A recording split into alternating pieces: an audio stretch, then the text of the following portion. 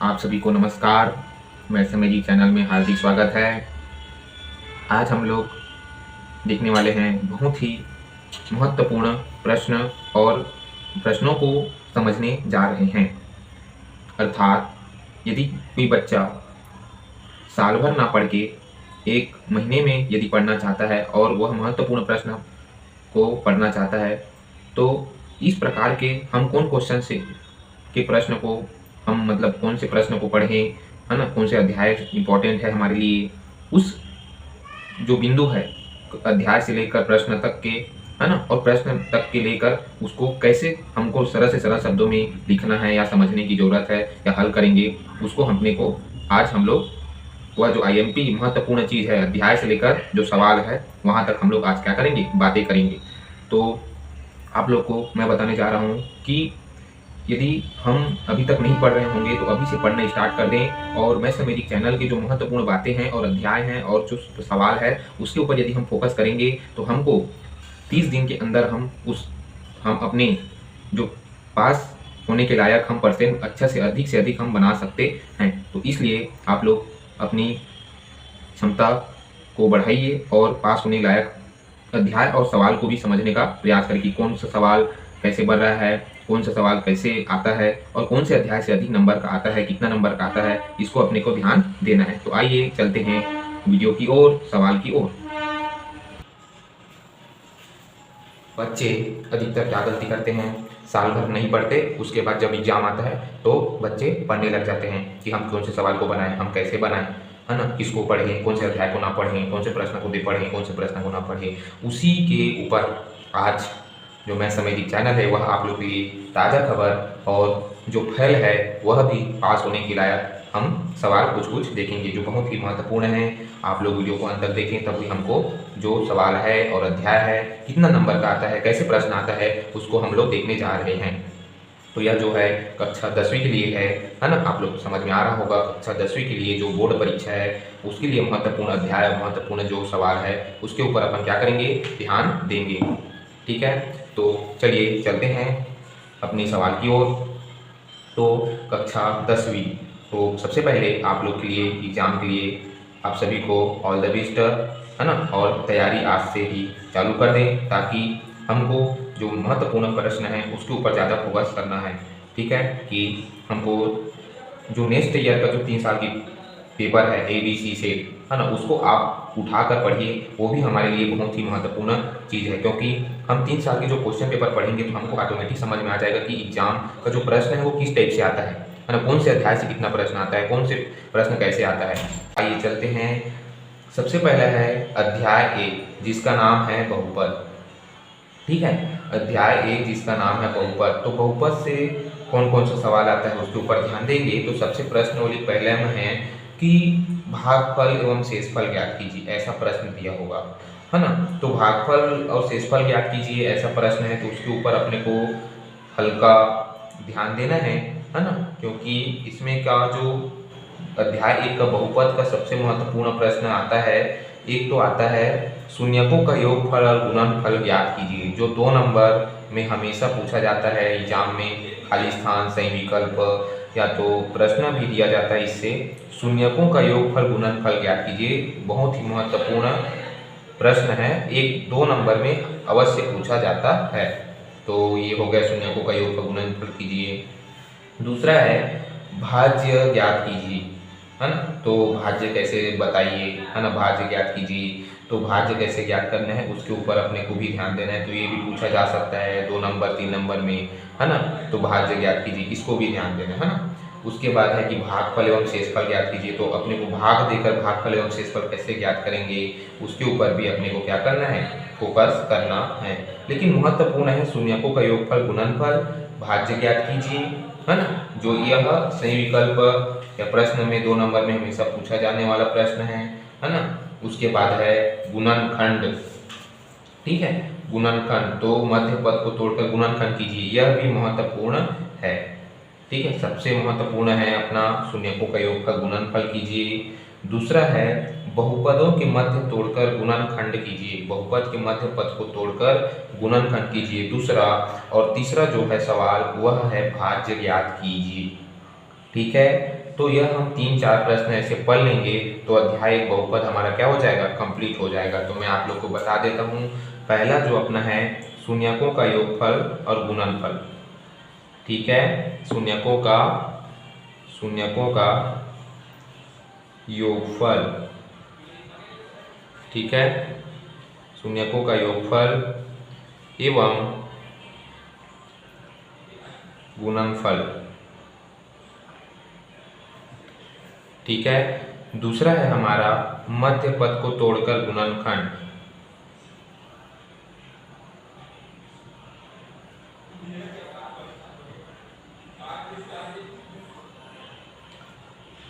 ठीक है, यह जो प्रश्न है 2 नंबर 3 नंबर में पूछे जाने वाला प्रश्न है। तीसरा है भाज्य ज्ञात कीजिए, और तीसरा है भाज्य ज्ञात कीजिए, है ना। तो अपने को 3 और चौथा भी है इसमें एक भागफल एवं शेषफल ज्ञात कीजिए। ऐसे 4 प्रश्न हैं जो 3 नंबर 2 नंबर प्रश्नों में क्या करता है, पूछा जाता है, सही विकल्प में पूछा जाता है ना। तो अपने को रफ कार्य में पहले हल करके देखना है, उसके बाद प्रश्न में बनाना है ना। सही विकल्प आ गया तो, सही जोड़ी आ गया तो, ऐसे जो कुछ कुछ बातें हैं उसको अध्याय एक बहुपद में अपने को ध्यान देना है। इसमें से एग्जाम में 5 नंबर का या तो 4 नंबर का हमेशा पूछे जाता है। तो मैं आप लोग को बता दिया हूँ, 2 नंबर का शून्यकों का योगफल पूछ देगा, कभी मध्य पद को तोड़कर गुणनखंड कीजिए 2 नंबर में पूछ देगा। हाँ, तो अपने को इस महत्वपूर्ण बातें पर हमको ध्यान देना है। ठीक है, तो 4 नंबर 5 नंबर में अध्याय 1 से पूछे जाता है। आइए चलते हैं अध्याय 2 की ओर, है ना। और हमको अधिक से अधिक उदाहरण भी देखकर समझने की जरूरत है। अब अध्याय 2 की ओर चलते हैं, जिसका अध्याय 2 का नाम है 2 चरों का रैखिक समीकरण। ठीक है, अध्याय 2 का नाम है 2 चरों का रैखिक समीकरण। तो 2 चरों का रैखिक समीकरण, तो यह क्या है ना। इसमें से भी बहुत अधिक प्रश्न पूछा जाता है ना। इसमें भी सही विकल्प पूछ सकते हैं, ऐसे पूछ सकते हैं कि 2 संख्याओं का योग बताइए, है ना, उनका अंतर बताइए, अंतर यानी घटाना, योग यानी जोड़ना, तो यह भी पूछ सकते हैं, है ना। इसमें से प्रश्न भी पूछा जाता है कभी कभी। सबसे महत्वपूर्ण इसमें से प्रश्न पूछा जाता है कि, है ना, जो अपनी प्रतिस्थापन विधि है हमेशा 4 नंबर में, 3 नंबर में, विलोपन विधि है 3 नंबर में पूछा जाने वाला, है ना, वज्र गुणन विधि, है ना। 2 चरों का रैखिक समीकरण में 3 विधि है महत्वपूर्ण, प्रतिस्थापन, वज्र गुणन और विलोपन। तो ऐसे 3 विधि को यदि हम समझ गए तो हमारा 3 नंबर फिक्स है और यह 3 नंबर में पूछा जाता है। ठीक है, निम्न समीकरण को किसी भी विधि से हल कीजिए और अपने को प्रश्न दिया रहेगा तो किसी भी विधि से हल कीजिए बोलेगा, तो उसमें से प्रतिस्थापन, वज्र गुणन या तो विलोपन, तीनों विधि को अपने को पढ़ लेना है। यह 3 नंबर 4 नंबर में पूछा जाता है। ठीक है, ये प्रश्नोली 1 से, है ना। एक होगा कबूतर वाला सवाल। एक व्यक्ति के पास कुछ कबूतर एवं कुछ गायें हैं, जिनकी आंखों में कुल संख्याएं 128 है तथा पैरों की संख्या 180 है। तो बताइए व्यक्ति के पास कितनी गायें व कबूतर है। इसके ऊपर भी एक प्रश्न बनता है। 15 किलोग्राम चाय व 17 किलोग्राम कॉफी का मूल्य के ऊपर एक प्रश्न बनता है। प्रश्न क्रमांक 5 में देखना आप लोग, है ना। प्रश्न क्रमांक 5 होगा। प्रश्न क्रमांक 6 जो प्रश्नोली 2.1 का, है ना। तो इस छोटे छोटे प्रश्नों को अपने को ध्यान देना है जो 4 नंबर 5 नंबर में पूछा जाता है। आइए चलते हैं प्रश्नावली 3 में इसी का 2 चरों का रैखिक समीकरण का। तो उसमें समीकरण निकाय, है ना, यह भी 3 नंबर में पूछा जाता है कभी कभी, है ना। समीकरण निकाय का, है ना, एक अद्वितीय हल होगा, है ना। तो समीकरण निकाय का एक अनंता अनेक हल होगा, कभी समीकरण निकाय का कोई भी हल नहीं होगा। ये 3 भी महत्वपूर्ण है, यह भी 3 नंबर में पूछा जाता है। क्या क्या, एक तो मैं बताया आप लोग को प्रश्नोली 2.2 के माध्यम से कि प्रतिस्थापन विधि, विलोपन विधि और वज्र गुणन विधि।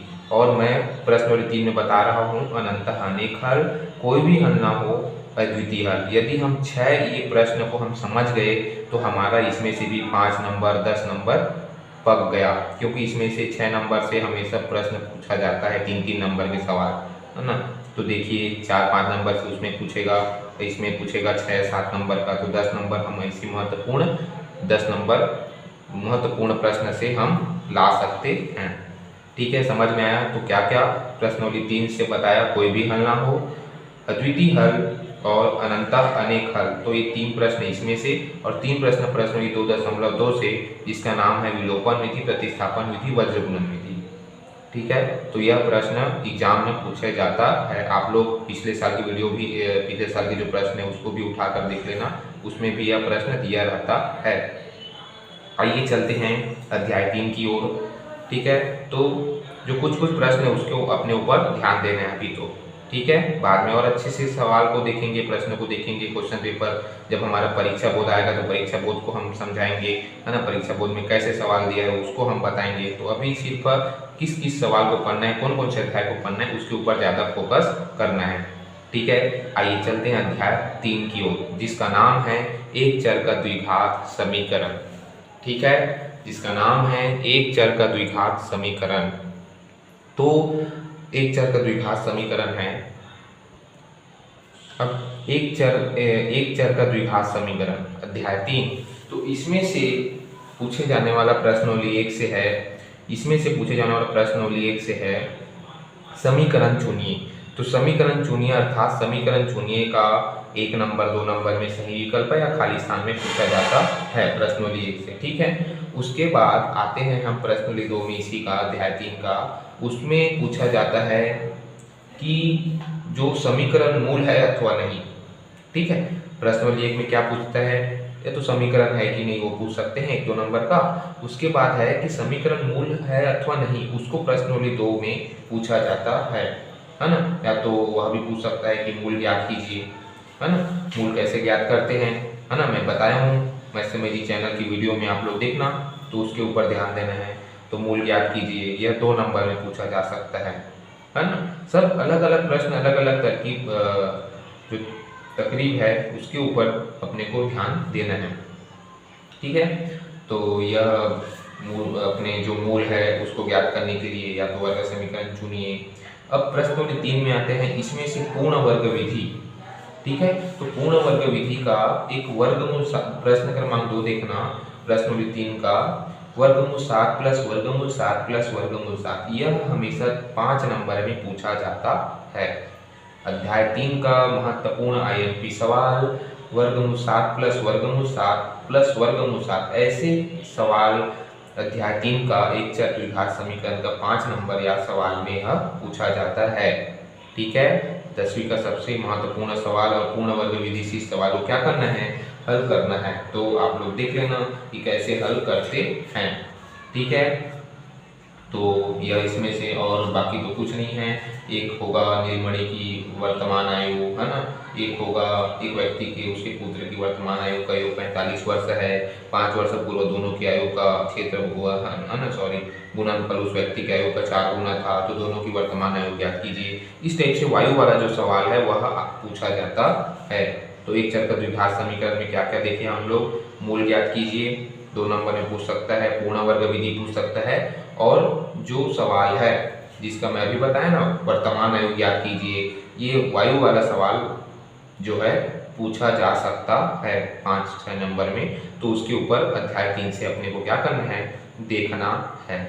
ठीक है, तो पहले जो अध्याय 1 में हमेशा 4-5 नंबर का पूछ सकता है, अध्याय 2 में 2 चरों का रैखिक समीकरण में अपने को 6-7 नंबर का पूछ सकता है, और अध्याय 3 एक चर द्विघात समीकरण में इसमें भी 5 नंबर का पूछा जाता है, जो मैं आप लोग को बताया हूँ, है ना। तो ये 3 अपना अध्याय है वह हमको 15 नंबर 17 नंबर दिलवा सकता है, यदि हम ध्यान से जो मैं बता रहा हूँ उसके ऊपर यदि हम फोकस करेंगे तब अवश्य हमारा 15 नंबर फिक्स है।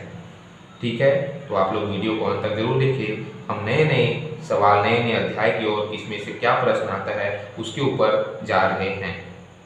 ठीक है, सॉरी, मैं अध्याय 3 में एक प्रश्न भी भूल गया था, वह भी महत्वपूर्ण है, विभेदक ज्ञात कीजिए। ठीक है, अध्याय 3 एक चर द्विघात समीकरण का प्रश्न है, जो 2 नंबर 3 नंबर में प्रश्न पूछा जाता है, विभेदक ज्ञात कीजिए।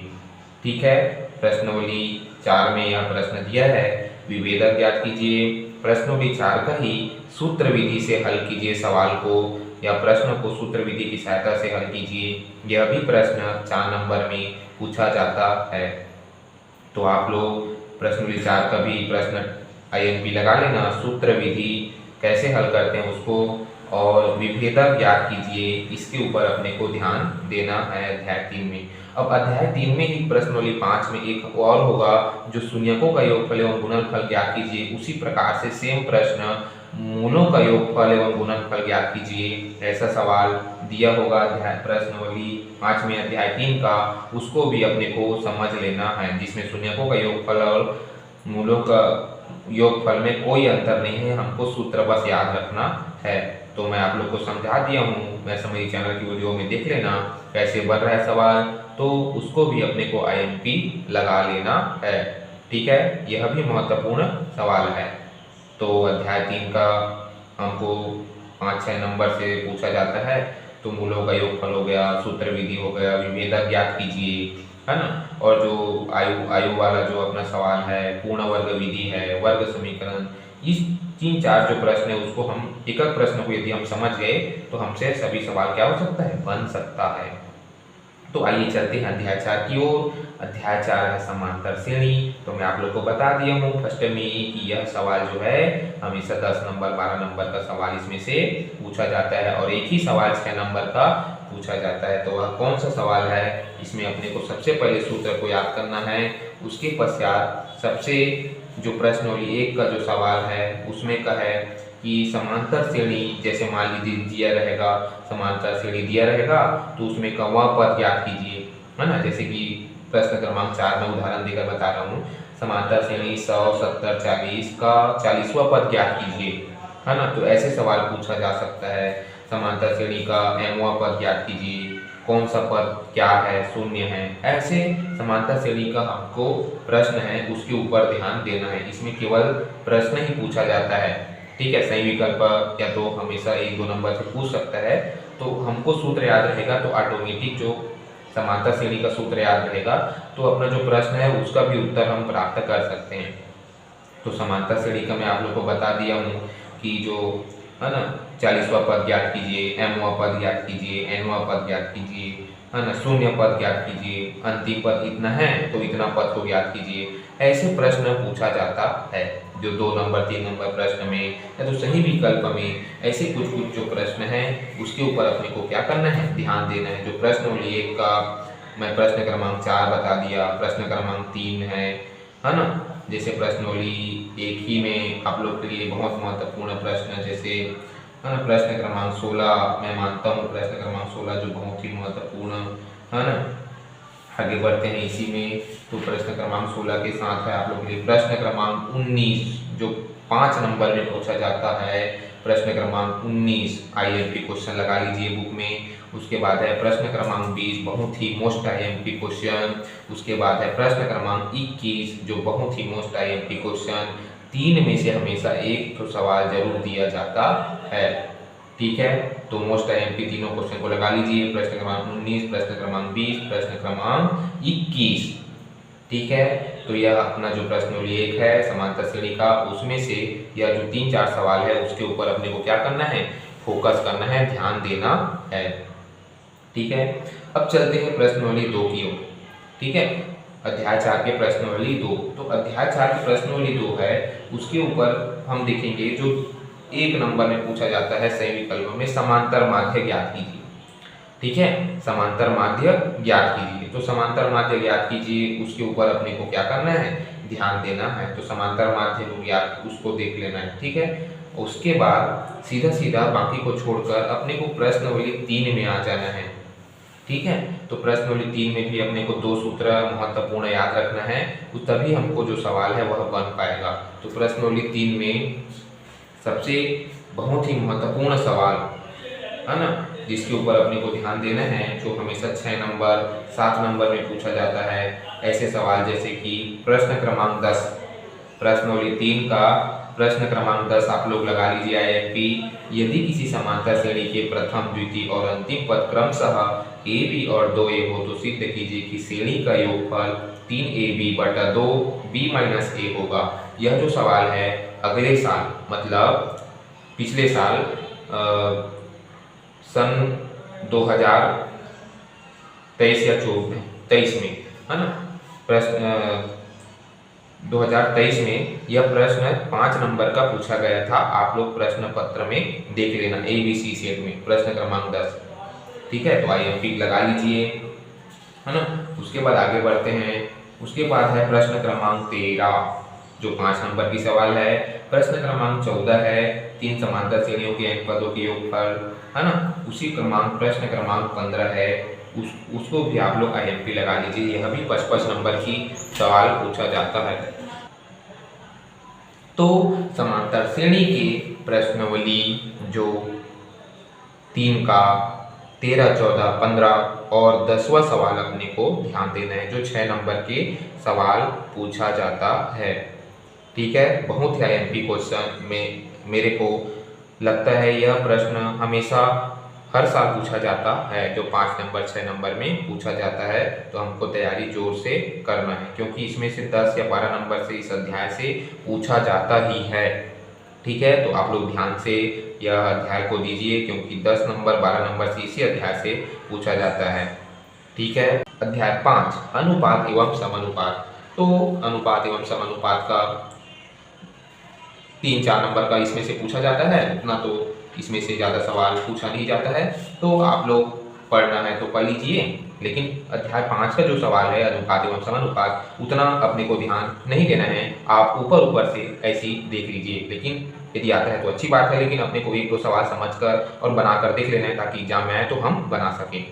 ठीक है, तो अपने को यदि हम उस सवाल को हम बना ले रहेंगे, या तो एग्जाम में हमको दूसरा टाइप का दे दिया तो हमको जानकारी रहेगा कि इस सवाल ऐसे टाइप का बनता है, तो आपको हम क्या कर सकते हैं, अध्याय 5 को हमको छोड़ना नहीं है, लेकिन हाँ यदि हम उसको उसमें समय लगाएंगे और 3 नंबर में पूछेगा, तो देखिए कहाँ का 5 नंबर का सवाल में हम समय लगाएंगे और 3 नंबर में, तो बहुत अपने को समय बर्बाद होगा। उससे अच्छा अध्याय 5 में आप ऊपर ऊपर से 2-3 सवाल बनाकर देख लीजिए, उसके बाद आप बाकी के सवाल को बना सकते हैं, क्योंकि जो प्रश्न है वह सेम ही है, बस अपने को सूत्र में मान रखकर पक्षांतर गुणा करते हुए भाग करते हुए सवाल को क्या करना रहता है, हल करना रहता है। तो उसमें 3-4 सवाल बनाकर देख लीजिए, ताकि एग्जाम में पूछा जाए तो हम उसको आसानी से बना सके, या तो कुछ दूसरा प्रश्न भी घुमा कर दे दिया जाए तो हम इसी विधि से उस सवाल को क्या कर सके, बना सके, और 3 की जगह हमको भले 2 नंबर मिले, लेकिन हम उस सवाल को क्या कर सकें, बना सकें।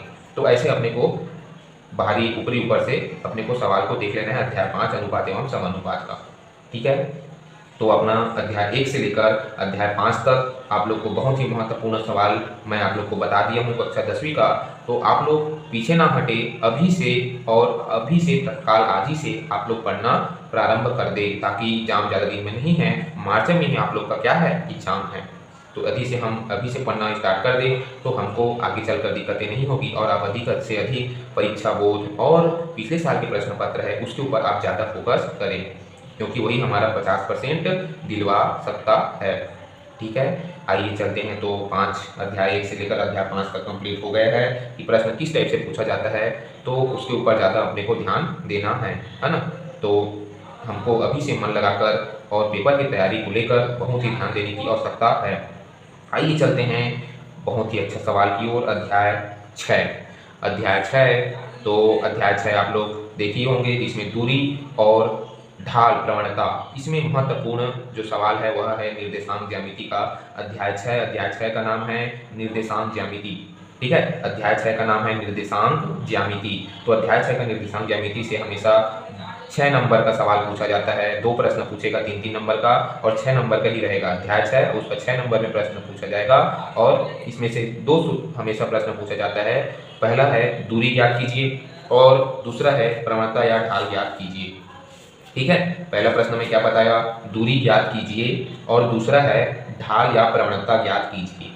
ठीक है, तो 3 नंबर का प्रवणता ज्ञात कीजिए आएगा, और 3 नंबर का दूरी ज्ञात कीजिए आएगा। ये 2 अपने को महत्वपूर्ण लगा लेना है, प्रश्नावली 2 में दिया है। प्रश्नावली 2 में दिया है मूल बिंदु से दूरी ज्ञात कीजिए, ऐसे प्रश्न दिया रहेगा। तो कैसे दूरी को ज्ञात करना है उसको आप लोग को ध्यान देना है। उसके बाद प्रश्नावली 3 में दिया है प्रवणता या उस रेखा की प्रवणता ज्ञात कीजिए, या उसकी प्रवणता क्या होगी, ढाल क्या होगी, एक ही है, उसके ऊपर अपने को क्या करना है, ध्यान देना है। तो यह जो 3-4 सवाल है उसके ऊपर ध्यान देना है। सबसे पहला है मूल बिंदु से दूरी ज्ञात कीजिए, या तो दूरी ज्ञात कीजिए, दूसरा है प्रवणता या ढाल ज्ञात कीजिए, एक ही है ना। तो सूत्र अपने को याद रखना है और सूत्र के साथ बना लेना है। तो सबसे पहले यदि हम प्रश्न को बना रहे हैं तो उसके लिए हमको क्या करना पड़ेगा, सूत्र याद रखना पड़ेगा। क्या रखना पड़ेगा? सूत्र याद। यदि हम गणित में सूत्र याद नहीं रखें तो हमसे सवाल नहीं बनेगा, या तो हम याद कर रहे हैं तो उससे भी नहीं बनेगा। हमको समय देना पड़ेगा और अधिक से अधिक क्या करना पड़ेगा?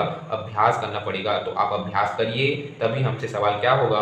हल होगा। तो अधिक से अधिक आप बना बना कर देखिए, अभी से तैयारी में लग जाएं। हर दिन ये अध्याय 1 से लेकर चालू करें। अध्याय 1 को पहले समझिए, है ना, उसके बाद दूसरा अध्याय 2 को समझिए। ऐसे हम समझेंगे तो हमसे सवाल क्या होगा? बनेगा। तो अध्याय 6 का निर्देशांक ज्यामिति का मूल बिंदु से दूरी ज्ञात कीजिए, और दूसरा है अपना जो प्रवणता ज्ञात कीजिए या ढाल बोलते हैं उसको ज्ञात कीजिए। ऐसा सवाल दिया रहेगा प्रश्नावली 3 में। उसी प्रकार प्रश्नावली 3 में एक और प्रश्न होगा जो महत्वपूर्ण आईएमपी क्वेश्चन मानता हूँ।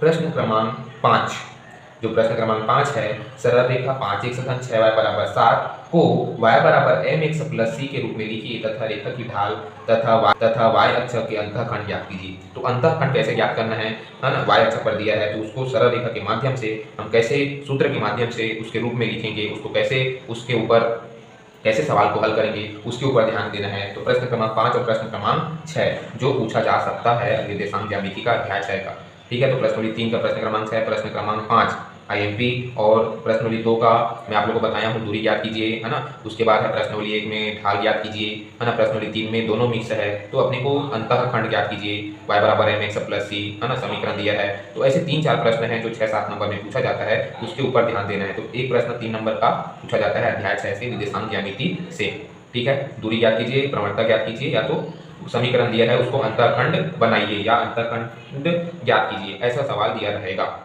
ठीक है। तो अध्याय 1 से लेकर अध्याय 6 निर्देशांक ज्यामिति तक हम, मेरे को लगता है कि 30 से 35 नंबर का हम सवाल यहीं बस बना सकते हैं, ठीक है। तो कैसे बना सकते हैं? तो हमको जो मैं आप लोग को बताया हूँ उसके ऊपर अधिक से अधिक अपने को ध्यान देना है प्रश्न के ऊपर, तब हमसे क्या होगा? सवाल बनेगा।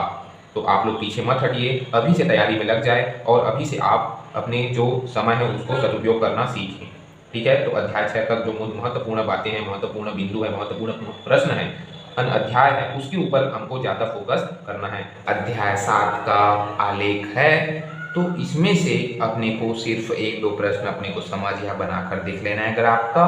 उसके बाद यह अध्याय 7 का कुछ भी सवाल मत देखिए क्योंकि इसमें से पूछा ही नहीं जाता है, ठीक है। तो आप सीधा सीधा अध्याय 7 को क्या कर लीजिए? छोड़ दीजिए, और देखना है तो 1-2 प्रश्न देख लीजिए, समझ लीजिए ग्राफ का, बाकी आप आगे बढ़िए, इसमें समय बिल्कुल भी मत दीजिए, ठीक है।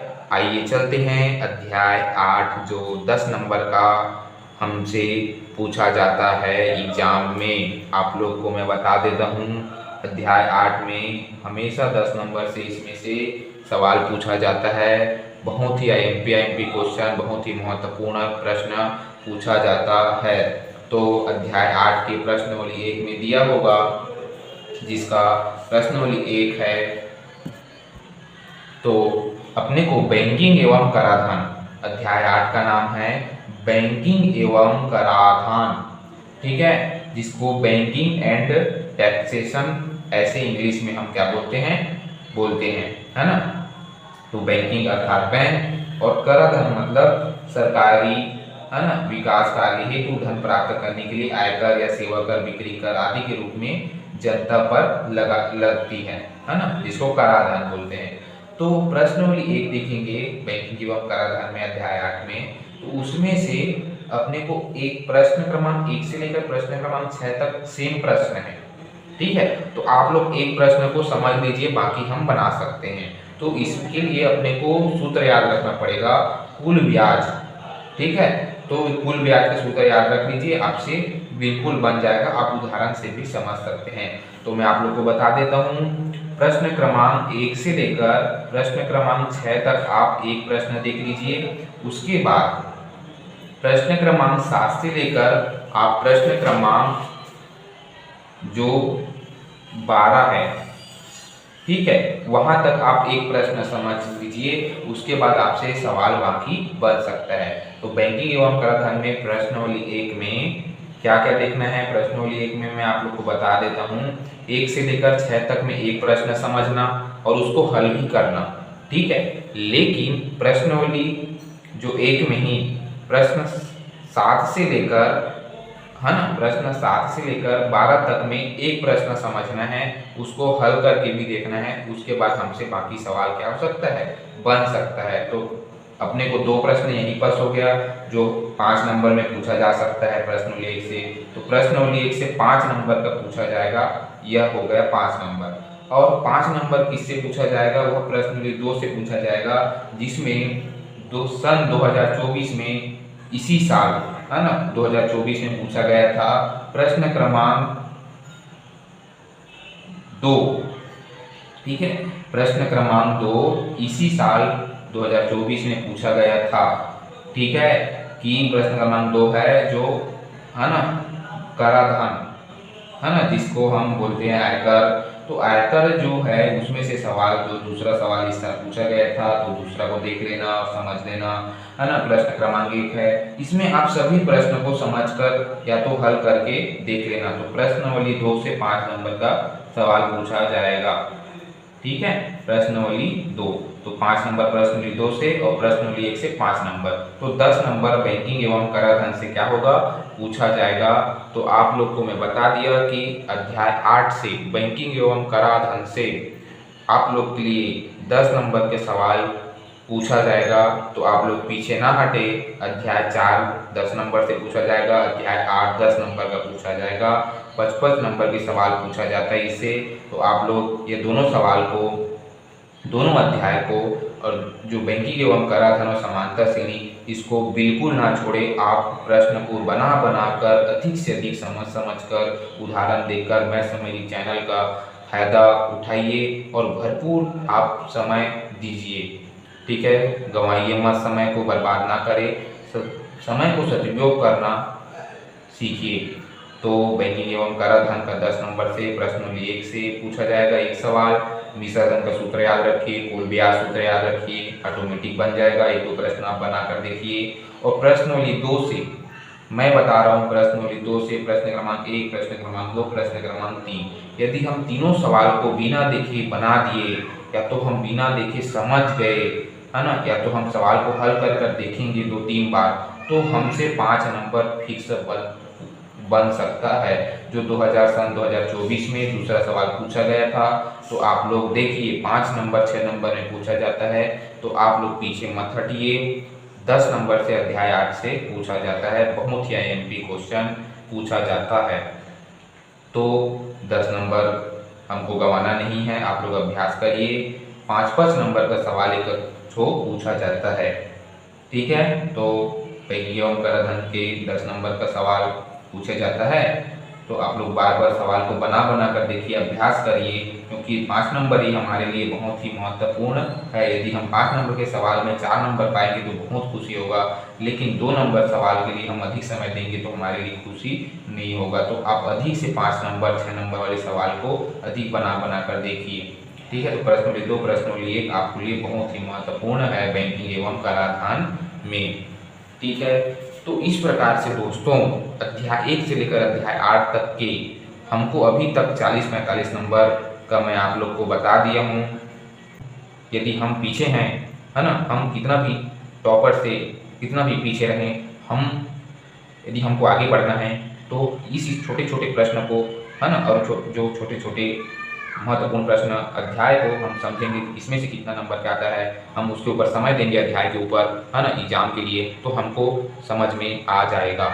तो आप लोग अभी से महत्वपूर्ण सवाल अध्याय को समझने का प्रयास करें, तो आगे हमारे लिए बहुत ही लाभदायक होगा और आसानी से हम क्या कर सकते हैं, समझ सकते हैं। और हम जो डर थी वह हम आगे गणित के जो प्रश्न हैं अध्याय हैं उसको हम पास होकर दिखा सकते हैं। तो आप लोग, कई बच्चे गणित में नहीं समझते, उसको हल नहीं कर पाते, तो वह पेपर में डर या फिर हिचक रहती है। तो गणित को अधिक से अधिक हम समझे नहीं ना पढ़े नहीं, हमको बना कर देखना है, तब वह एग्जाम में क्या होता है, हमसे सवाल बनता है।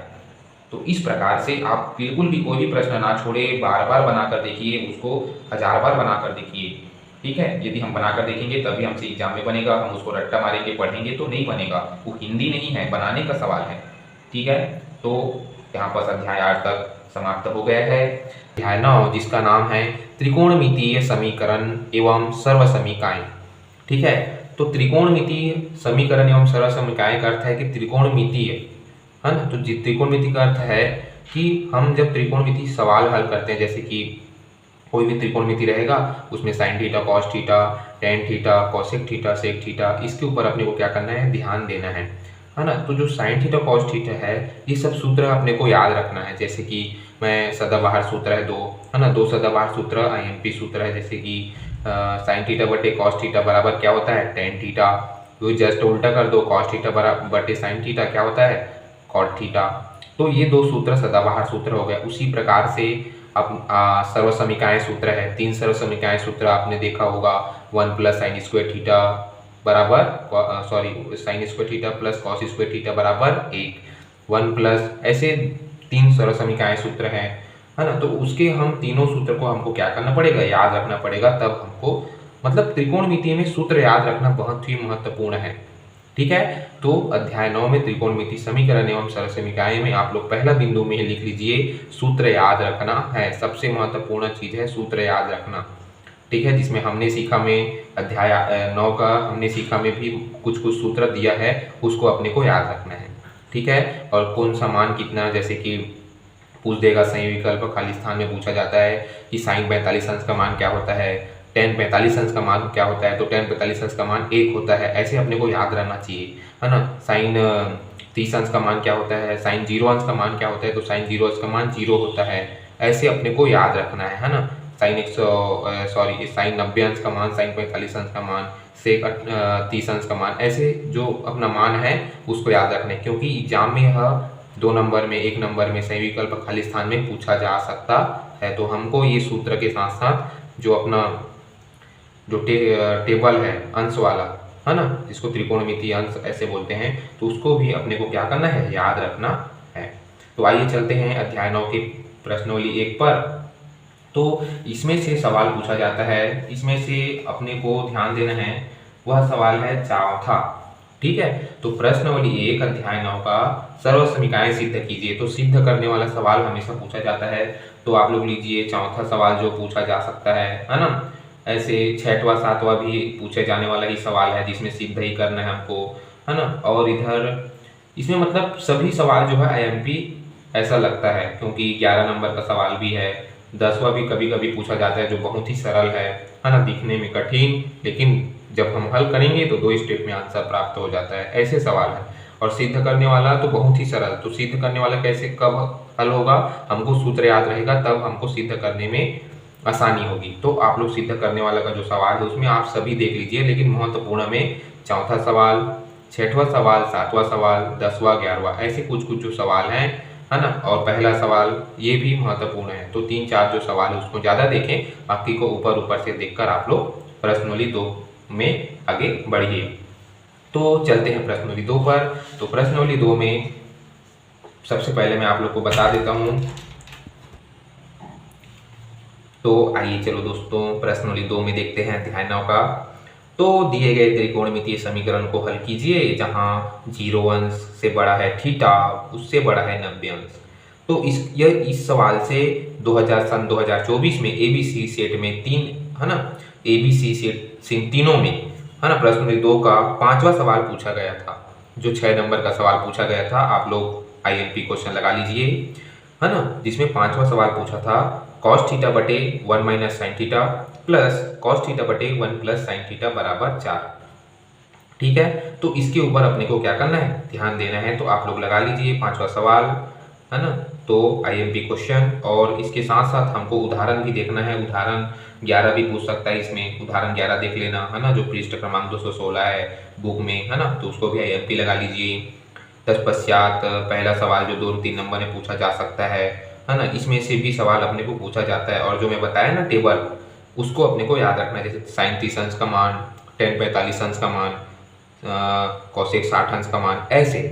तो उस टेबल को अपने को याद रखना है ना, अंश वाली जो टेबल है उसको, तभी यह प्रश्नावली 2 हमसे बनेगा। और कैसे बनता है उसको अपने को थोड़ा से पढ़ के जाना है, लेकिन तब भी से हमको पूरा पढ़ना है। साइन थीटा कॉस थीटा जो त्रिकोणमिति समीकरण एवं सर्वसमीकाएं अध्याय 9 से, इसमें से भी 10-12 नंबर से पूछा जा सकता है। ठीक है, तो इसमें अपने को भी फोकस करना है। एक ही सवाल 6 नंबर 7 नंबर से इसमें का पूछा जाता है, तो आप लोग पीछे ना हटे, बिल्कुल अभ्यास करिए, तो हमसे क्या होगा, हमको अच्छा नंबर मिलेगा और हम क्या होंगे, अच्छे नंबर से पास हो सकते हैं। तो इस सवाल प्रश्नावली 2 में आप लोग जो मैं बताया वो आप देख लीजिए। आइए चलते हैं प्रश्नावली 3 की ओर, जिसका हमको प्रश्नावली 3 में बहुत सारा सवाल है। तो इसमें भी हमने को अंश वाला ही याद रखना है। इसमें हम उदाहरण 19-20 भी देख सकते हैं। उदाहरण 19-20 जो कि पूछा जा सकता है ना। इसमें से अधिकतर उदाहरण से भी हमको पूछा जाता है, तो उदाहरण भी देख लीजिएगा, क्योंकि उदाहरण भी बहुत अच्छा चीज़ है, हमको देखना चाहिए। तो आइए चलते हैं प्रश्नावली 3 की ओर। तो प्रश्नावली 3 में इसमें सबसे पहली बात है कि इसमें पहला दूसरा जो सवाल है उसमें से मैं अधिकतर देखता हूँ कि जोड़ी मिलाओ, खाली स्थान और सही विकल्प इसमें पूछा जाता है। तो आप लोग यदि हमको अंश याद रहेगा तो वह क्या हो सकता है, जो पहला दूसरा सवाल है वह बन सकता है। तो इसमें से सही जोड़ी खाली स्थान में पूछा जाता है, सही विकल्प में। बाकी हम देखें तो महत्वपूर्ण सवाल है प्रश्न क्रमांक 5 सिद्ध कीजिए, है ना। उसी प्रकार से प्रश्नावली 3 में ही है प्रश्न क्रमांक 6 सिद्ध कीजिए, है ना, और प्रश्न क्रमांक 7 सिद्ध कीजिए। तो यह तीनों सवाल में से 6 नंबर 5 नंबर में पूछा जा सकता है, जिसको आप लोग IMP क्वेश्चन लगा सकते हैं। उसी प्रकार से 11वां है ना। इसमें से भी मतलब अधिकतर मैं मानता हूँ कि जो साइन थीटा कॉस थीटा है, बैंकिंग एवं कराधान है, समांतर श्रेणी है ना, और मूल दूरी है ना, जिससे दूरी ज्ञात करना, प्रवणता ज्ञात करना, यह हमको नंबर दिला सकता है ना। तो ये जो छोटी छोटी जो सवाल है इसमें हम किसको बनाएं किसको ना बताएं, ऐसे हमको लगता है। तो आप लोग सभी को देखिए, क्योंकि इसमें हम इंपॉर्टेंट क्वेश्चन आपको नहीं बता सकते, है ना। तो बता रहे हैं उसमें ऊपर ध्यान देंगे तो तब भी अच्छा है। तब भी मैं जैसे बता देता हूँ प्रश्नावली 3 में प्रश्न क्रमांक 5 है, प्रश्न क्रमांक 6 है और प्रश्न क्रमांक 7 जो महत्वपूर्ण ऐसा लगता है और पूछा भी जाता है। उसके साथ साथ आप देख सकते हैं 10, 11, 12, बाकी हर सवाल इसमें से क्या है, इंपॉर्टेंट है। तो साइन थीटा कॉस थीटा का यदि हमको सूत्र याद रहेगा तो अध्याय 9 क्या हो जाएगा, कंप्लीट हो जाएगा। तो आप लोग सूत्र याद रखिए और उसके बाद ऑटोमेटिक सवाल क्या होता है, हल होता है। और आप एक बार रफ कार्य में हल और सवाल को बना कर देख लीजिए। तो त्रिकोणमिति समीकरण एवं सर्व समीकरण का हमने सीखा से फायदा उठा लीजिए। उसके बाद यह जो सवाल है वह क्या हो जाएगा, पूरा अध्याय 9 है कंप्लीट हो जाएगा। तो 12-13 नंबर से सवाल पूछा जाता है, तो आप लोग इसको बिल्कुल ना छोड़ें, इसमें बिल्कुल आप लोग समय दीजिए, तब हमको डायरेक्ट 15 नंबर आप यहाँ से प्राप्त कर सकते हैं। ठीक है, तो आइए चलते हैं त्रिकोणमिति समीकरण एवं सर्व समीकरण के समाप्त होने के बाद ऊंचाई एवं दूरी अध्याय 10, जिसमें हाइट एवं डिस्टेंस की बात हो रही है। तो अर्थात हाइट एवं डिस्टेंस की बात हो रही है, तो हाइट एवं डिस्टेंस हमको कैसे पहचानना है, कैसे मेजरमेंट करना है, मापन कैसे करना है, उसके ऊपर ध्यान देंगे। तो अध्याय 10 ऊंचाई एवं दूरी का, इसमें अवनमन कोण और उन्नयन कोण ऐसा प्रश्न बनता है। ठीक है, अवनमन कोण और उन्नयन कोण, तो यह कभी कभी पूछा जाता है, ऐसा हर बार नहीं पूछा जाता। तो अवनमन कोण और उन्नयन कोण ऐसा सवाल इसमें से पूछा जाता है। तो उन्नयन कोण मतलब कि क्या, नीचे से ऊपर तरफ देखना, अवनमन कोण अर्थात ऊपर से नीचे की ओर देखना। तो वहाँ पर जो कोण बनता है तो उस कोण के बीच कितने अंश का कोण बन रहा है उसको नापिए, उसका मान ज्ञात कीजिए, ऐसे सवाल पूछा जाता है। तो इसमें से प्रश्नावली 1 पर सी दिया है ऊंचाई एवं दूरी में, जिसका पृष्ठ क्रमांक है 237, तो उसके ऊपर हम ध्यान देंगे। तो आइए देखते हैं उसके ऊपर यदि हम ध्यान देंगे तो इसमें से सवाल जैसे कि तीसरा सवाल है ना, तीसरा सवाल है पतंग वाली, यह भी पूछी जा सकती है। पांचवा सवाल है 2 मीनारों के बीच की क्षैतिज दूरी 120 मीटर, है ना। उसके बाद देखा जाए तो 5वां सवाल है आप लोग के लिए बहुत ही जोरदार सवाल, है ना। 6वां है एक मीनार के आधार से एक सरल रेखा में और बी की दूरी 2 बिंदुओं की मीनार के शिखर का उन्नयन कोण, है ना। तो इसमें से 3-4 जो सवाल है वह IMP क्वेश्चन है ना। उसके बाद एक मंदिर के शिखर पर लगा झंडा भूमि के किसी बिंदु पर क्रमशः 30 अंश का और 60 अंश का कोण अंतरित करते हैं। यदि मंदिर की ऊंचाई 10 मीटर हो तो झंडे की ऊंचाई ज्ञात कीजिए। मैं बोला ना, इसमें ऊंचाई और डिस्टेंस को अपने को क्या करना है, ज्ञात करना है। तो इसको अपने को सूत्र और कैसे सवाल हल होता है उसके ऊपर ध्यान देना है। यदि हम 1-2 उदाहरण समझ गए इस सवाल में तो हमसे जो सवाल है वह पूरा ऑटोमेटिक बन जाएगा। 1-2 आप उदाहरण को अच्छा समझिए, बना कर देखिए, उसके बाद इसमें 12 से 12 सवाल पूरा आप लोग बना सकते हैं बिना देखे। तो उन्नयन कोण और अवनमन कोण से क्या अंतर है, कैसे सवाल हल होता है, उसके ऊपर आप ध्यान दीजिए। तो उसमें से प्रश्नावली एक पूरा कंप्लीट हो जाएगा ऊंचाई एवं दूरी का, और हम एग्जाम में बना सकते हैं। तो आप लोग इसको समय दीजिए, लेकिन समझते हुए दीजिए, है ना। पूरा समय इसमें मत लगाइए, क्योंकि इसमें से 3-4 नंबर का सवाल आएगा तो उसको हमको गंवाना नहीं है। इसलिए आप लोग थोड़ा समय लगाकर उदाहरण समझिए, सवाल को हल करके देखिए। बाकी हम बना सकते हैं, तो आप आगे बढ़िए, ठीक है। क्योंकि समय का सदुपयोग करेंगे तभी हमसे क्या होगा, सवाल बनेगा और हमको समय में बचत भी होगी। तो आप लोग, है ना, जल्दी जल्दी ना भागे, अभी समय है अपने पास। तो आप लोग इसको हल करके देखिए, और उन्नयन अवनमन कोण कैसे हल होते हैं उसको आप लोग समझिए और बनाइए। तो मैं आप लोग को बता दिया हूँ कि 11 सवाल है, उसमें का 5-6 सवाल पूछा जाता है, जैसे पहला, दूसरा, तीसरा, चौथा, पांचवा, छठवा है ना। और अपनी झंडा वाला है सवाल, ऐसी सड़क वाला है। तो उस प्रोसेस सेम है, अपने को सिर्फ समझने की आवश्यकता है। प्रोसेस सेम है, हम कैसे सवाल बना रहे हैं, कैसे बनता है, उसके ऊपर ध्यान देंगे तो सवाल का प्रोसेस क्या है, सभी सेम है। हमको समझने की क्या है, आवश्यकता है। तो ऊंचाई एवं दूरी, यह भी आप लोग के लिए कंप्लीट करते हैं, है ना। किसी भी कहीं पर भी डाउट होता है तो आप लोग बेझिझक कमेंट में बताइए, हम कमेंट के माध्यम से आपसे संपर्क कर सकते हैं, है ना। तो कमेंट के माध्यम से आप बताइए, हम उसको क्या करेंगे, और अधिक से क्लियर करने का प्रयास करेंगे, ठीक है। और मैं आप लोग को कल ही बता दिया था कि क्वेश्चन पेपर क्या करो, जुगाड़ करो, और उसमें से 3 साल के क्वेश्चन पेपर जुगाड़ करके बीसी सेट जो आया है उसके ऊपर आप ध्यान देंगे। तो हमको इस प्रश्न को इधर ध्यान देने की जरूरत नहीं है, आप उसी में ध्यान दीजिए, है ना। तो उसमें अभी हम ध्यान देंगे तो क्या होगा, हमारे लिए बहुत ही बेनिफिट होगा। कैसे सवाल हल होता है, कैसे सवाल जो आता है वह हमको क्या होगा, जानकारी होगा। तो अपने का ऊंचाई एवं दूरी का कंप्लीट अध्याय 10 कंप्लीट होता हुआ, तो अध्याय 1 से लेकर अध्याय 10 तक हमको 50 ऐसी नंबर का हमको नॉलेज मिल गया है। 11 ज्यामितीय आकृतियों में समरूपता। तो ज्यामितीय आकृतियों में समरूपता, इसको आप लोग बिल्कुल छोड़ दीजिए, इसमें से सवाल नहीं पूछा जाता है, और पूछा जाता है तो आप लोग प्रमेय को याद कर लीजिए। प्रमेय हमसे बनेगा जो 10 से 12 प्रमेय होता है, गॉस प्रमेय, सॉरी, है ना, अपना जो गॉस प्रमेय है ना, ये भी प्रमेय है, इसको भी अपने को याद रखेंगे तब होगा।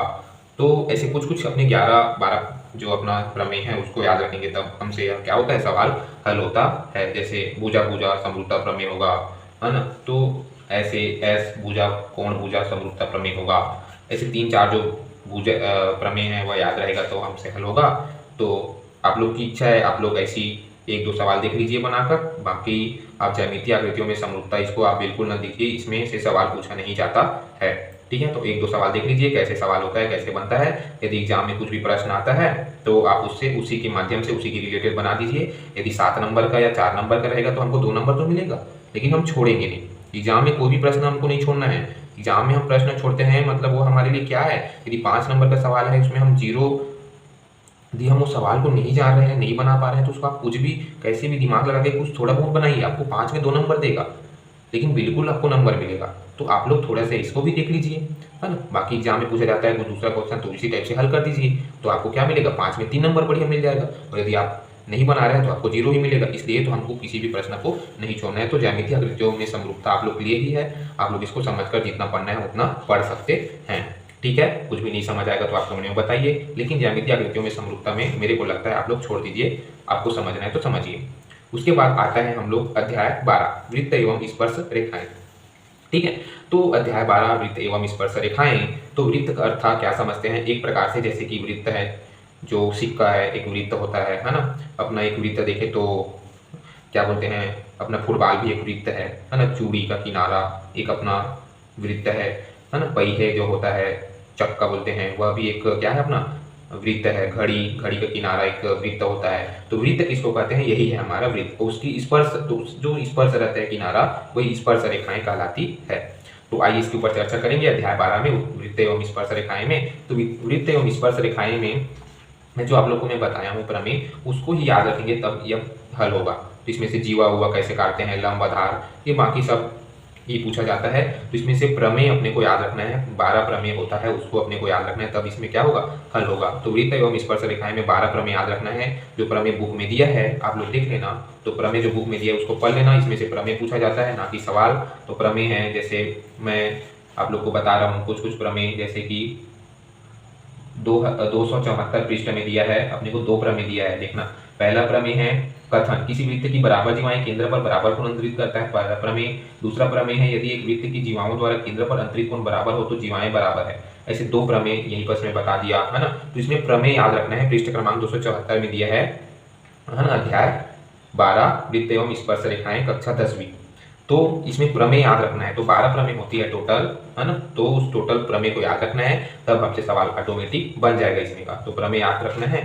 तो उस प्रमेय को मैं बता दिया आप लोग को। जैसे प्रमेय क्रमांक 8 दिया है 286 पृष्ठ में, है ना। उसके बाद दो प्रमेय क्रमांक 9 दिया है 287 पृष्ठ में। इस प्रकार से जो पूरा प्रमेय है 12 प्रमेय, उसको अपने को याद रखना है। तो आप लोग वृत्त एवं स्पर्श रेखाएं में प्रमेय याद रखिए, तो हमसे सवाल हल होगा। तो अध्याय 12 का IMP क्वेश्चन है प्रमेय। ठीक है, मैं आप लोग के लिए लिख भी देता हूँ। इसमें अपने को याद रखना है प्रमेय, IMP। ठीक है, अध्याय 12 में प्रमेय याद करना है। टोटल 12 प्रमेय याद रखना है। तो 12 प्रमेय बुक में भी दिया है, आप लोग देख लेना। तो बुक का 12 प्रमेय आप लोग याद रखिए, वृत्त एवं स्पर्श रेखाएं अध्याय 12। ठीक है, तो इसमें IMP क्वेश्चन कुछ नहीं है, सिर्फ प्रमेय है। ठीक है, तो मैं आगे बढ़ूँ, आप लोग से परमिशन मिले तो चलिए आगे बढ़ते हैं।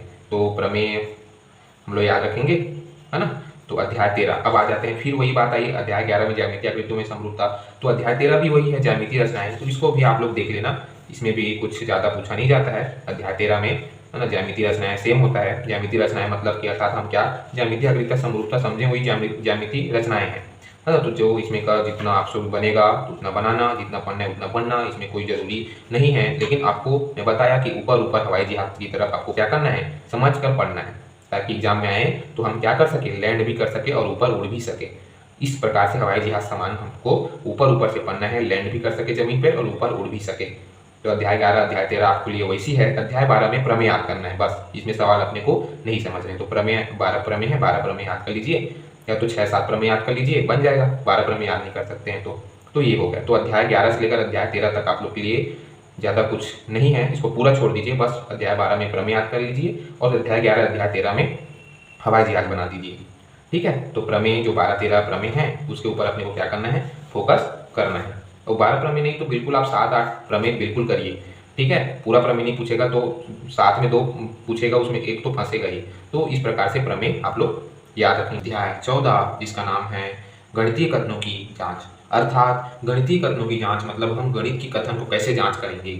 सवाल दिया रहेगा, उसको हमको जांच करना है। तो जांच कैसे करना है, जो 236 336 पृष्ठ में हमको कुछ अपना जो सवाल हल करते हैं उसका चिन्ह दिया गया है। क्या बोलते हैं, चिन्ह।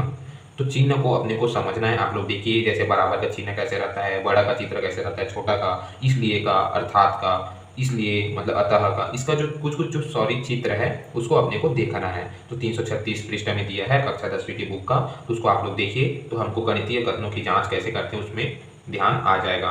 तो इसमें भी वही है कि अपने भी जो अपना बोला जाएंगे कि त्रिभुज, चतुर्भुज, पंचभुज, षडभुज, इस सवाल को कैसे हल करते हैं उसके ऊपर अपने यह सवाल जो है पूछा गया है अध्याय 14। तो जो पंचभुज, षडभुज को कैसे हल करेंगे, कैसे मान उसका ज्ञात करेंगे, उसको अपने ऊपर ध्यान देना है। तो इसको आप लोग देख लेना एरोप्लेन की तरह। तो मैं आप लोग को बता दिया, अध्याय 11 अध्याय 13 अध्याय 14 अध्याय 12 एरोप्लेन की तरह ही हमको देखना है। बिल्कुल भी इसमें मन ज़्यादा नहीं लगाना है, और लगा रहे हैं तो एरोप्लेन की मतलब की क्षमता ऐसी होनी चाहिए कि पूरा हमको ऐसे नहीं कि हमको उड़ रहे हैं तो उड़ना ही नहीं चाहिए, ऐसे हमको नहीं मन लगाना है, हमको दोनों लगाना है। कैसे, तो इसे लगाना है कि हम यदि हवाई जहाज उड़ा रहे हैं तो हम नीचे भी ला सके और नीचे भी है तो उसको उड़ा भी सके, मतलब इक्वल रहना चाहिए, हमको समझना है। ठीक है, हमको छोड़ना नहीं है। ठीक है, हमको जो गाड़ी है या जो बाइक है उसको हम खराब कर देंगे तो हमको वापस मिल सकता है क्या, नहीं, है ना। तो उसको ऐसे करिए कि हम उसको क्या कर सकें, उड़ा भी सके और नीचे लैंड भी कर सके हवाई जहाज को। इस प्रकार से अपने को समझने की जरूरत है ना। तो आप लोग अपनी जो क्षमता है उसके ऊपर आप डिपेंड करते हैं कि आप कितने समझते हैं। तो अध्याय 11, 12, 13, 14 को आप ऊपर से देख लीजिए, बाकी आपके ऊपर है। तो इसमें से ज़्यादा मैं मानता हूँ कि 10 नंबर पूछ दिया तो बहुत है, ऐसे पूछा नहीं जाता है। अध्याय 12 से बस प्रमेय ज़्यादा पूछा जाता है, उसके बाद ये 11, 13, 14 से बिल्कुल नहीं पूछा जाता, और पूछा जाता है तो आप ऊपर से देख लीजिए, यही मेरा सूत्र है। ठीक है, ऊपर से देख लीजिए, ऊपर से देख लीजिए, एक बार और ऊपर से देख लीजिए, और बहुत ही ऊपर से देख लीजिए, क्योंकि और जहाँ में यदि पूछा जाता है तो हमको पीछे नहीं हटना है, हमको हल करना है। यदि हमको पता नहीं है तब भी से हल करना है, क्योंकि नंबर पाना है तो हम गलत भी हमारा कभी कभी क्या हो जाता है, सही हो जाता है। बिल्कुल मैं सही बता रहा हूँ, गलत भी हमारा सही होता है एग्जाम में। तो 5 का कितना मिलेगा, 2 मिलेगा, लेकिन सही तो होगा ना बस। तो उसके ऊपर अपने को फोकस करना है, छोड़ना नहीं है। तो इसमें से प्रश्न 1-2 में पंचभुज षटभुज है, तो आप लोग समझ लीजिए कैसे हल होता है सवाल त्रिभुज, तो आपको समझ में आ जाएगा। ठीक है, तो कड़ी को आगे बढ़ाते हुए बहुत ही 15-20 नंबर के सवाल पूछे जाने वाला अध्याय 15, ठीक है, जिसका नाम है ठोस आकृतियों का पृष्ठीय क्षेत्रफल एवं आयतन, surface area and volume of solids, English में बोलते हैं। तो परिचय मैं दे देता हूँ कि ठोस आकृति पृष्ठीय क्षेत्रफल एवं आयतन का अर्थात क्या। तो जैसे त्रिविमीय आकृतियां होती है ना, जैसे कि घन घनाभ जिसको हम बोलते हैं, लंबाई चौड़ाई ऊंचाई मापा जा सके, आयतन क्षेत्रफल मापा जा सके, किसी की जमीन खरीदते बेचते समय मूर्ति बनाने में कितना सामान लगेगा पता करने में, ऐसे जो कुछ कुछ अपने को आयतन क्षेत्रफल नापने की जरूरत पड़ती है, उसको हम लोग ठोस आकृति पृष्ठीय क्षेत्रफल एवं आयतन कहते हैं। ठीक है, तो अध्याय 15 से हमको देखा जाए तो इसमें से 20-15 नंबर का सवाल तो ही पूछा जाता है, क्योंकि इसमें का जो सवाल है वो बहुत ही महत्वपूर्ण है। तो आइए देखते हैं अध्याय 15 का प्रश्नोली 1 से, है ना। तो प्रश्नोली 1 में कुछ नहीं है, हमको प्रश्नोली 2 की ओर चलते हैं, जिसमें हमको प्रश्नोली 1 में सिर्फ घन घनाभ का सूत्र याद रहेगा तो बन जाएगा आयतन, है ना। घनाभ का आयतन लंबाई गुना चौड़ाई गुना ऊंचाई, तो सूत्र में मार रखिए, सवाल हल हो गया। घन का आयतन है हमारा, है ना, 1 की घात 3 में कितना है, सॉरी मैं भूल रहा हूँ,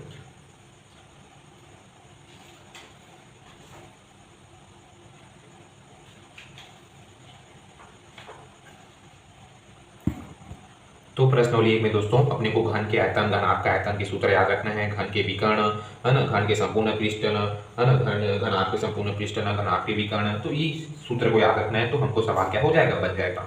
उसके बाद आइए दोस्तों प्रश्नोली 2 की ओर चलते हैं। तो प्रश्नोली 2 में बेलन दिया है, तो इसमें प्रश्नोली 2 में 1 से लेकर टोटल 16 सवाल दिया है। तो इस टोटल सवाल में बेलन का ही सूत्र लगेगा, और बेलन का आयतन का सूत्र, जैसे बेलन का वक्र पृष्ठ, बेलन का आयतन, बेलन का संपूर्ण पृष्ठ, है ना। तो इसमें केवल पूरा बेलन का ही सूत्र याद रखना है, और घनाभ का, तो मैं आप लोग को बताया कि घन घनाभ बेलन, ये 3 सूत्र अपने को याद रखेंगे, तो प्रश्नोली जो 2 है वह भी समाप्त हो जाएगा। लेकिन सवाल कैसे हल होते हैं उसके ऊपर ध्यान अपने को देना है। तो बेलन का आयतन, तो आइए दोस्तों चलते हैं।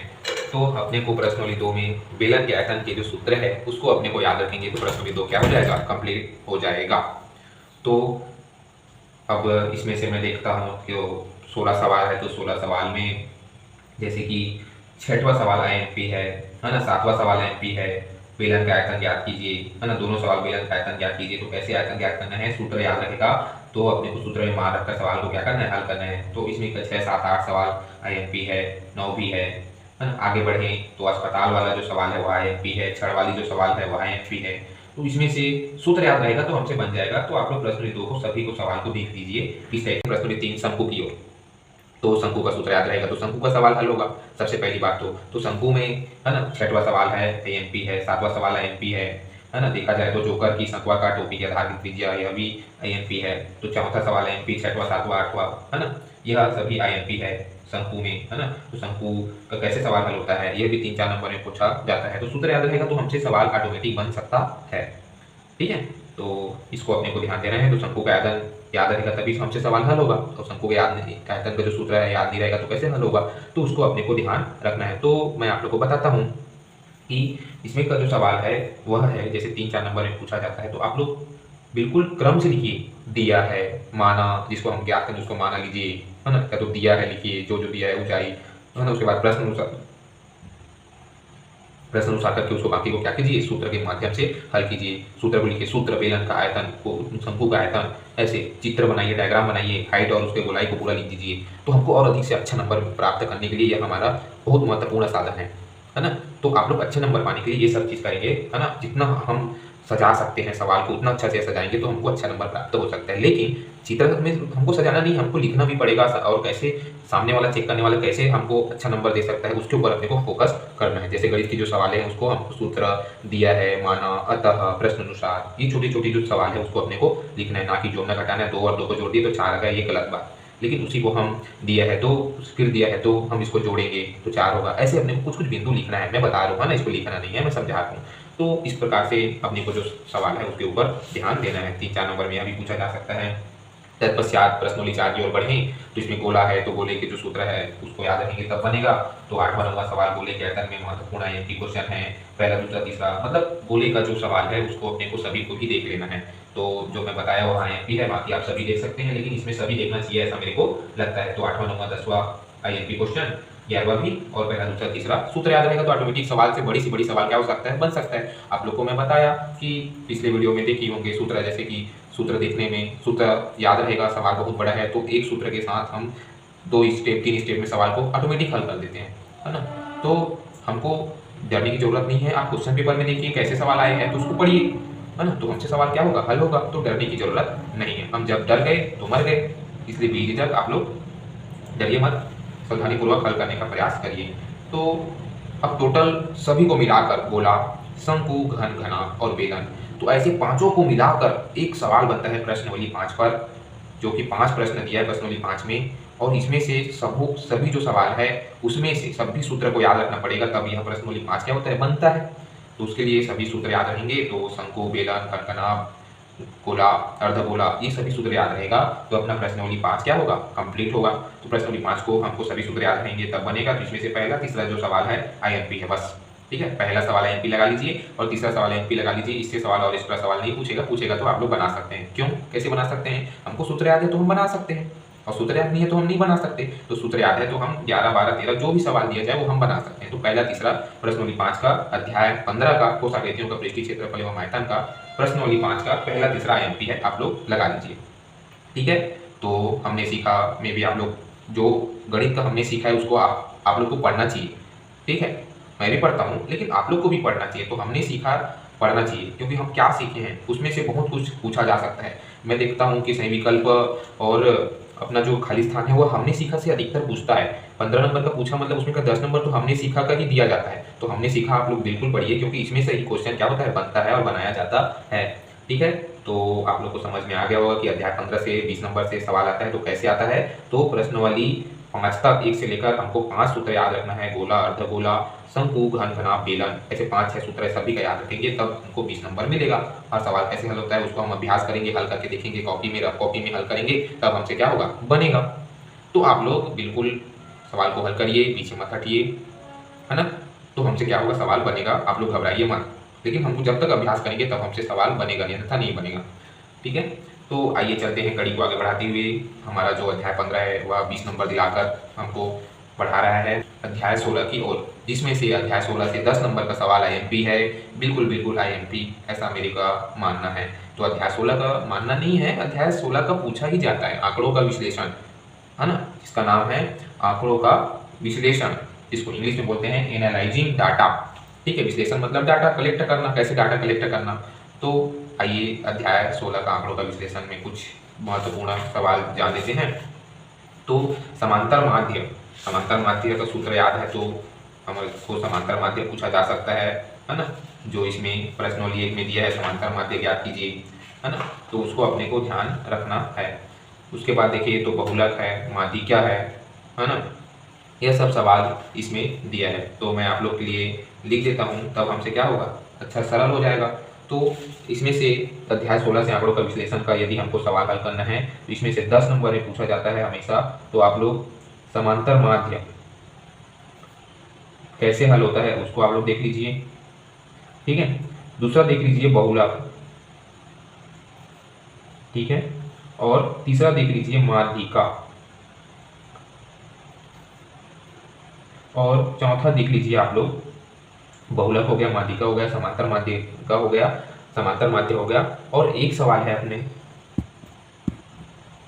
तो समांतर माध्य ज्ञात करना है, बहुलक ज्ञात करना है, माध्यिका ज्ञात करना है, और एक छोटा सा सवाल जैसे कि पूछा जाता है कि औसत निकालिए। तो इसको भी हमको याद रखना है कि औसत कैसे निकालते हैं। आंकड़ों का माध्य ज्ञात कीजिए, ऐसे पूछ सकता है, बहुलक ज्ञात कीजिए, है ना, इसमें माध्यिका ज्ञात कीजिए। तो माध्यिका ज्ञात कीजिए, बहुलक ज्ञात कीजिए, समांतर माध्य, 3 तो इंपॉर्टेंट है, औसत ज्ञात कीजिए, यह भी पूछा जाता है। तो अपने को 3-4 सूत्र है, इसको अपने को याद रखना है, सूत्र से ही बनता है ना, हमने सीखा में आप लोग देख लेना, सूत्र में दिया है, पृष्ठ क्रमांक 405 पृष्ठ क्रमांक में दिया है। तो इसमें का जो है 4-5 बिंदु उसको याद रखना है, जो बहुत ही आईएमपी है। तो इसको यदि हम इसका सूत्र याद रखेंगे, सवाल कैसे हल होता है उसको हम अभ्यास करके देखा रहेंगे, तब हमको 10 से 12 नंबर मिलने वाला है। और यदि हम नहीं पढ़ेंगे, नहीं सवाल को हल करके देखे रहेंगे, 10 से 12 नंबर आप बिल्कुल भूल जाइए अध्याय 16 से, है ना। तो आप लोग बिल्कुल देखिए, क्योंकि यह बहुत लंबा नहीं है, छोटा सा है, सूत्र में मान रखना है, सवाल को हल करना है, जोड़ना घटाना गुणा भाग करना है और हमसे आंसर प्राप्त हो जाएगा 2-3 स्टेप में, है ना। तो इसलिए आप लोग हल करके देख लीजिए अध्याय 16 में आंकड़ों का विश्लेषण से, तो हमसे सवाल क्या होगा, हल हो जाएगा। जिसका समांतर माध्य सूत्र है प्रेक्षणों का योग बटे कुल प्रेक्षणों की संख्या। समांतर माध्य किसे कहते हैं, बहुलक कैसे हल होता है उसका सूत्र। तो इस प्रकार से अपने को छोटे छोटे बिंदु को समझने की बहुत आवश्यकता है। आप लोग पीछे मत हटिए, अधिक से अधिक आप लोग अभ्यास करिए। जब तक हम अभ्यास से हट जाएंगे तो हमको बहुत हानि होगा। तो आप लोग अभ्यास करते रहिए, हटिए मत, अभ्यास करते रहिए, जो हमको बाद में परीक्षा में रंग लाने की संभावना रखती है। ठीक है, अभी समय है। आप लोग जो मैं आप लोग को कुछ कुछ मुख्य मुख्य प्रश्न, मुख्य मुख्य अध्याय बता दिया, उसको आप लोग बिल्कुल पढ़िए, है ना। समय दीजिए, तब हमसे क्या होगा, हल होगा। ठीक है, आपको समझ में आया होगा तो मैं मेरी चैनल को लाइक कमेंट सब्सक्राइब करना बिल्कुल ना भूलें। कक्षा 10वीं वालों के लिए बहुत ही आईएमपी क्वेश्चन मैं बता दिया हूँ आप लोग को एग्जाम के लिए। All the best.